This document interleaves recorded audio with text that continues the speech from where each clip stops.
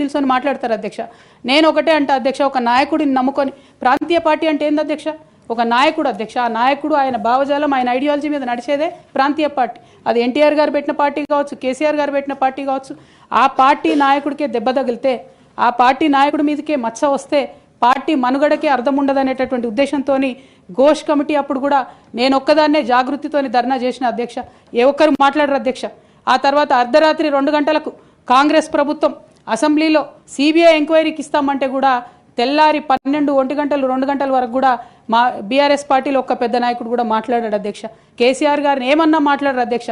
మరి అట్లాంటి పార్టీ ఎందుకు ఉండాలి? ఉంటే ఏంది పోతే ఏందని నేను ప్రెస్ మీట్ పెట్టి బలంగా మాట్లాడిన అధ్యక్ష. నేను మాట్లాడలేదని నేను అంటలేను అధ్యక్ష. డెఫినెట్గా అవినీతి పరుల పేరు చెప్పిన, నేను హరీష్ రావు గారి పేరు చెప్పిన, వారి టీంలో ఉన్న అందరి సభ్యుల పేరు చెప్పిన అధ్యక్ష. ఇప్పుడు కూడా చెప్తాను అధ్యక్ష. కానీ అధ్యక్ష చెప్పిన తర్వాత తెల్లారి 2 గంటల లోపల నన్ను సస్పెండ్ చేసిండ్రు అధ్యక్ష. నేను ఒకటే కోరుతా ఉన్నా అధ్యక్ష. ఇందాక నేనైతే representation of people's act quote చేసినాను అధ్యక్ష. అందులో సెక్షన్ 19.1C అని కూడా ఉంటుంది అధ్యక్ష. ఇది రైట్ టు అసోసియేషన్లో అధ్యక్ష ఆర్టికల్ 19.1C అంటే ఒక అసోసియేషన్లో మనం మెంబర్ అయినంత మాత్రాన ఖచ్చితంగా ఆ party membership does not place an individual outside the constitution అధ్యక్ష. Especially when it concerns the allegation of corruption, maladministration and breach of public trust lies at the core of protected political speech అధ్యక్ష. Political speech has to be protected by Constitution of India అధ్యక్ష. అదే విధంగా అధ్యక్ష disciplinary action committee అన్నారు అధ్యక్ష. అధ్యక్ష అసలు BRS party constitution అధ్యక్ష ఒక నేషనల్ లెవెల్లో పనిచేయాలనుకునే పార్టీది 8 పేజీల కాన్స్టిట్యూషన్ అధ్యక్ష. అధ్యక్ష నిజంగా ఇవాళ నేను ధైర్యంగా చెప్తా ఉన్నా, ఆ constitution of BRS party is a joke అధ్యక్ష. ఏమి ఉండదు అందులో. అసలు పోయిన కమిటీ ఎప్పుడు వేసిర్రంటే ఎవరికి కూడా గుర్తుండదు అధ్యక్ష. నన్ను సస్పెండ్ చేసే ముందు డిసిప్లినరీ యాక్షన్ కమిటీ అని సడన్గా రాత్రికి రాత్రి పుట్టుకొచ్చింది అధ్యక్ష. పుట్టుకొచ్చి నన్ను సస్పెండ్ చేశారు అధ్యక్ష. కనీసం నన్ను పిలవాలా, కనీసం షోకాజ్ నోటీస్ ఇవ్వాలా, పోనీ ఇవ్వలేదు. ఎమర్జెన్సీ పవర్స్ వాడి అధ్యక్షుల వారే సస్పెండ్ చేశారు అనుకుంటే తర్వాత కనీసం ఫైనాలిటీ ఆఫ్ ద ఆర్డర్ కోసం అధ్యక్ష అపిలేట్ రూట్ తీసుకుంటే కనీసం తర్వాత ఎక్స్ప్లెనేషన్ అడగాలి అధ్యక్ష. ఎటువంటి పద్ధతి లేదు అధ్యక్ష. ఒక పార్టీ నడిపే పద్ధతి డెఫినెట్గా ఇది కాదు అధ్యక్ష. అవసరం అనుకుంటే నేను లీగల్గా ఛాలెంజ్ చేయొచ్చు, కానీ నేను ఛాలెంజ్ చేయను అధ్యక్ష. ఎందుకంటే ఎటువంటి పద్ధతి లేనటువంటి బీఆర్ఎస్ పార్టీ నుండి, ఎటువంటి నైతికత లేనటువంటి బీఆర్ఎస్ పార్టీ నుండి దూరం అవుతున్నందుకు ఇవాళ నేను చాలా సంతోషిస్తున్నా అధ్యక్ష. నా కుటుంబం, నా పార్టీ, నా రక్తం, నా చెమట, నేను 20 సంవత్సరాలు తెలంగాణ ఉద్యమం కోసం నేను పడ్డటువంటి శ్రమ, నేను చేసినటువంటి కష్టం గుర్తించకుండా ఒక చిన్న ఉరిదీసేవాడిని కూడా అడుగుతారు అధ్యక్ష. ఈ దేశంలో అంత మంచి దేశం మనది, అయినా కూడా సస్పెండ్ చేశారంటే చాలా సంతోషిస్తున్నా అధ్యక్ష. ఇవాళ నేను వేరే ఏం లేదు. అయితే కాంగ్రెస్ పార్టీ అధ్యక్ష నా సస్పెన్షన్ని పొలిటికల్గా వాడుకోవాలని ఈ బీఆర్ఎస్ పార్టీలో వచ్చినటువంటి చీలికలను చాలా పెద్ద ఎత్తున వాళ్ళు ప్రమోట్ చేస్తూ ఉన్నారు అధ్యక్ష. ప్రత్యేకించి వారు నాపై చేస్తున్న ఆరోపణ అధ్యక్ష ఇది ఆస్తుల పంచాయతీ, ఆత్మగౌరవం పంచాయతీ కాదని చెప్తా ఉన్నారు అధ్యక్ష. నేను ఇవాళ మీ ద్వారా తెలంగాణ ప్రజలకు చెప్పదలుచుకున్న అధ్యక్ష. అధ్యక్ష నాకు దైవభీతి ఎక్కువ అధ్యక్ష, దైవ భక్తురాలు నేను. లక్ష్మీ నరసింహస్వామి మా ఇంటి దేవుడు అధ్యక్ష. ఆ లక్ష్మీ నరసింహస్వామి మీద ప్రమాణం చేసి చెప్తా ఉన్నా అధ్యక్ష. ఒక మహిళగా నాకు 2 కొడుకులు ఉన్నారు అధ్యక్ష.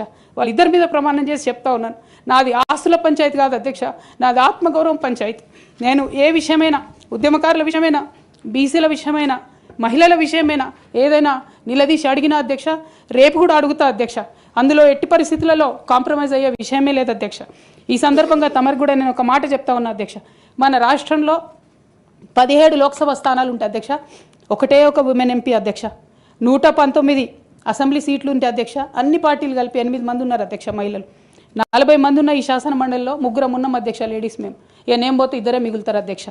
కానీ ఎంత అన్యాయం అంటే అధ్యక్ష, ఎంత చిన్న చూపు అంటే మహిళలు అంటే పొలిటికల్ పార్టీస్కైనా ఆఖరికి కౌన్సిల్ కూడా అధ్యక్ష. నేను నిన్న మొన్న ఫామ్స్ సైన్ చేస్తున్నా అధ్యక్ష. ఎక్కడా కూడా సభ్యురాలని లేదు అధ్యక్ష. ప్రతి చోట కూడా సభ్యుడనే ఉన్నది. తమరన్న దయచేసి మార్చాలి అధ్యక్ష.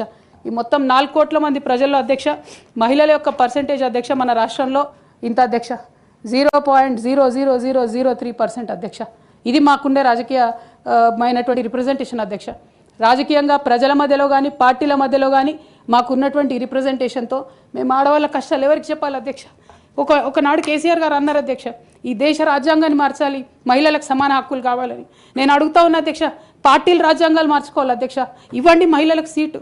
మీరు ఎంకరేజ్ చేయకపోతే ఎవరు ఇస్తారు అధ్యక్ష? ఎందుకోసం ఇస్తారు? మనం రాణి రుద్రమదేవి గురించి ఇలా మాట్లాడుకుంటున్నామంటే డెఫినెట్గా ఆమె స్వతంత్ర సంగ్రామంలో ఉన్నప్పుడు అధ్యక్ష మొదలు కాంగ్రెస్ పార్టీలోనే ఉండే అధ్యక్ష భగత్ సింగ్ కానీ సుభాష్ చంద్రబోస్ కానీ ఇట్లాంటి వాళ్ళందరూ. కానీ తర్వాత వాళ్ళ ఫిలాసఫీ వెతుక్కొని వాళ్ళ దారి వాళ్ళు వెతుక్కొని పోయినారు అధ్యక్ష. పార్టీలు వేరైనంత మాత్రాన, దారులు వేరైనంత మాత్రాన అధ్యక్ష లక్ష్యం ఒకటే కాదని కాదు అధ్యక్ష. నా లక్ష్యం ఎప్పటికైనా ఒకటే అధ్యక్ష, తెలంగాణ బాగుండాలి, తెలంగాణ ప్రజలు బాగుండాలి, వాళ్ళ కోసం పనిచేయాలి అధ్యక్ష. దానికోసం నేను ఖచ్చితంగా పనిచేస్తూనే ఉంటాను అధ్యక్ష. అధ్యక్ష అదేవిధంగా అధ్యక్ష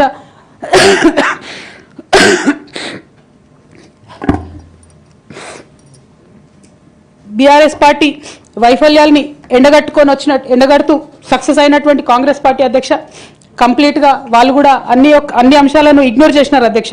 నేను రిక్వెస్ట్ చేస్తున్నా అధ్యక్ష, ప్రధానంగా విద్య విషయంలో, నీళ్ల విషయంలో వాళ్ళు చేస్తున్నటువంటి తప్పిదాలే మీరు కొనసాగిస్తే డెఫినెట్గా ప్రజలు మీకు బుద్ధి చెప్తారు, అందులో ఎటువంటి అనుమానం లేదు. నేను చివరిగా ఒక్క మాట చెప్తాను అధ్యక్ష, डरना नहीं किसी के भी पैरों के नाप से, डरना नहीं किसी के भी पैरों के नाप से, आखिर में पुण्य जीत ही जाएगा पाप से, आखिर में पुण्य जीत ही जाएगा पाप से.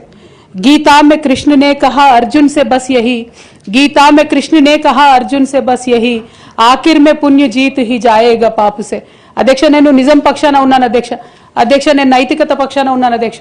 నేనేమి తప్పు చేయకుండా పార్టీలో కొంతమంది కక్షగట్టి మహిళా నాయకత్వం ఎదగకుండా పార్టీలో కొంతమంది కక్షగట్టి అధ్యక్ష ఎక్కడైతే ఉద్యమకారుల మాటలు కేసీఆర్ గారికి చేరుతాయో, ఎక్కడైతే సామాన్య కార్యకర్తల మాటలు కేసీఆర్ గారికి చేరుతాయో, ఎక్కడైతే పేదవాళ్ళ మాటలు కేసీఆర్ గారికి చేరుతాయి అనుకున్నారు అధ్యక్ష, వాళ్ళకు అడ్డు కూడా కట్టి ఇవాళ నన్ను పార్టీ బయట వేసినారు అధ్యక్ష. అటువంటి పార్టీలో నేను ఉండదలుచుకోలేదు అధ్యక్ష. కాకపోతే మీతో నేను రిక్వెస్ట్ చేస్తా ఉన్నా అధ్యక్ష, ఏ పొలిటికల్ పార్టీ అయినా అధ్యక్ష రాజ్యాంగాన్ని స్ఫూర్తిగా తీసుకొని పనిచేయాలి అధ్యక్ష. బీఆర్ఎస్ పార్టీ ఆ స్ఫూర్తితో లేదు అధ్యక్ష.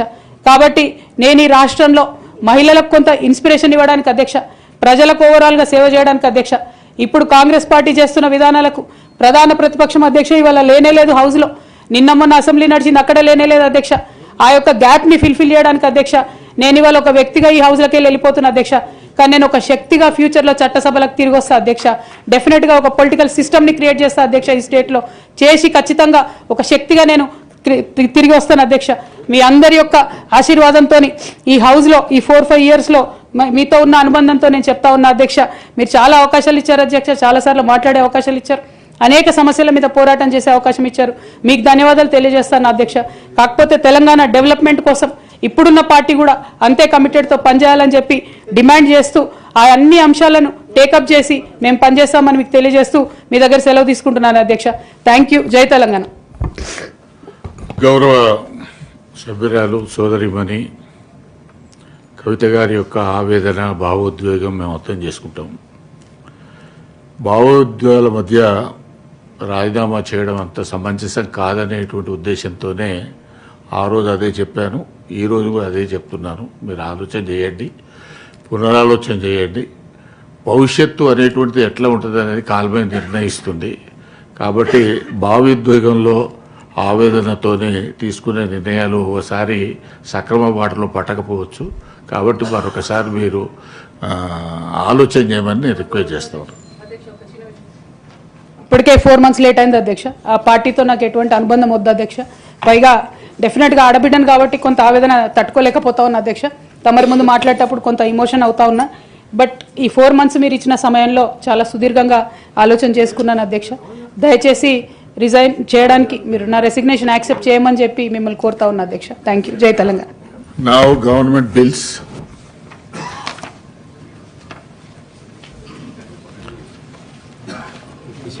I am to